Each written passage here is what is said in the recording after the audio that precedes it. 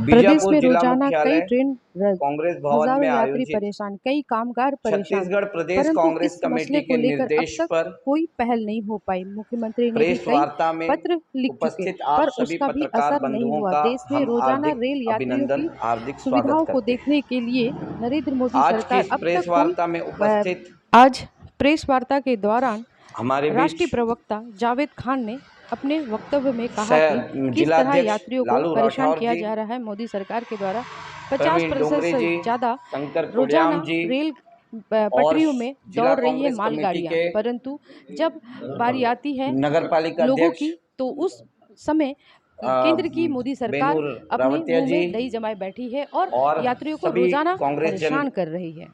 का हार्दिक स्वागत। आज की यह प्रेस वार्ता प्रदेश कांग्रेस कमेटी के निर्देश पर इसलिए आहूत की गई है कि लगातार देखा जा रहा है कि केंद्र की मोदी सरकार छत्तीसगढ़ के साथ में सौतेला व्यवहार कर रही है और वह सौतेला व्यवहार इस ऐसे संवेदनशील मामले में कर रही है जिससे छत्तीसगढ़ ही नहीं पूरी देश की लाइफलाइन जुड़ी हुई है। जिस तरह से शरीर में रगों में खून दौड़ता है एक शरीर के, उसी तरह भारत की रगों में ट्रेन दौड़ती है और उस ट्रेन के ही माध्यम से जो सुलभ सस्ती यातायात सेवा देश आज तक देती आई है, उस सेवा को बाधित कर कुछ पूंजीपतियों को फायदा पहुंचाने के लिए जिस तरह से केंद्र की मोदी सरकार कार्य कर रही है, उसके विरोध में आज यह प्रेस वार्ता रखी गई है। साथियों, आरटीआई के द्वारा यह जानकारी भी प्राप्त हुई है कि पिछले 3.5 साल में छत्तीसगढ़ से होकर के गुजरने वाली 67,382 ट्रेनें रद्द कर दी गई, जिसमें वर्ष 2020 में 32,757 ट्रेनें रद्द हुई, 2021 में 32,151 ट्रेनें रद्द हुई, 2022 में 2,474 ट्रेनें रद्द हुई और वर्तमान 2023 में अप्रैल माह तक 208 ट्रेनें रद्द कर दी गई हैं और अभी वर्तमान में 24 ट्रेनें अगस्त माह तक रद्द की गई।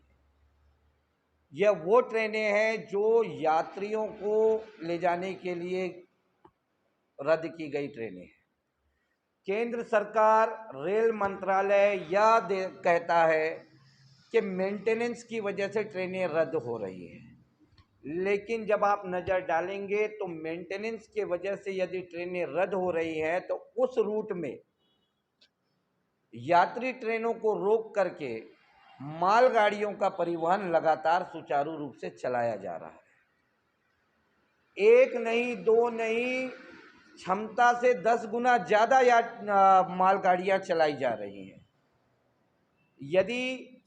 आपका मेंटेनेंस चल रहा है तो वो मेंटेनेंस यात्री ट्रेनों के साथ में माल वाहकों के लिए भी होना चाहिए, लेकिन ऐसा नहीं हो रहा। लगातार जब से केंद्र में मोदी जी की सरकार आई है, हम देख रहे हैं बुजुर्गों को ट्रेनों में जो छूट मिला करती थी टिकटों में, वो ख़त्म कर दी गई कोविड के नाम से। छात्रों को मिलने वाली रियायत ख़त्म कर गई कोविड के नाम पे। किराए में बेतहाशा वृद्धि कर दी गई है, यह कह के कि हम रेलवे को घाटे में नहीं ले जा सकते। प्लेटफॉर्म टिकट की ओर नज़र डालें तो वो 10 गुना बढ़ा दी गई हैं, लेकिन अगर प्लेटफॉर्म में आप सुविधाएं देखेंगे तो सुविधाओं के नाम पर कुछ भी नहीं है। आज छत्तीसगढ़ के साथ में जिस तरह से सौतेला व्यवहार केंद्र सरकार कर रही है, वह सौतेला व्यवहार करने के पीछे वजह यह भी है कि छत्तीसगढ़, आप भी जानते हैं कि लौह अयस्क से लेकर के खनिज संपदा से भरपूर है और केंद्र की मोदी सरकार अडानी जैसे लोगों को कोयले की खदानें दे रखी है। इन कोयले के खदानों से लगातार लौह अयस्क के परिवहन के लिए छत्तीसगढ़ में इतनी बड़ी संख्या में यात्री परिवहन सेवा को ठप किया गया है, जिसके लिए मुख्यमंत्री ने लगातार, भूपेश बघेल जी ने केंद्र को पत्र लिखा नरेंद्र मोदी जी को पत्र लिखा, रेल मंत्री को पत्र लिखा, लेकिन केंद्र की मोदी सरकार के कान में जूं तक नहीं रेंग रही है। हमारे वर्तमान में पीसीसी के अध्यक्ष माननीय दीपक बैज जी, जो कि बस्तर से सांसद हैं, वो संसद के पटल पे भी शून्यकाल में ट्रेनों के परिवहन को लेकर के कई बार प्रश्न लगा चुके हैं। जबकि छत्तीसगढ़ में 11 सांसद हैं, 11 में से 2 कांग्रेस के हैं तो 9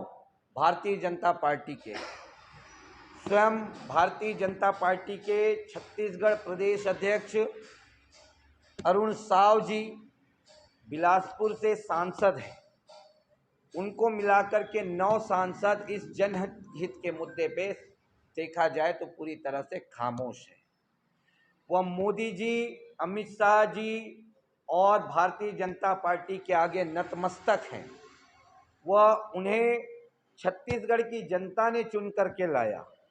छत्तीसगढ़ की जनता के वोट की बदौलत आज वो सांसद हैं,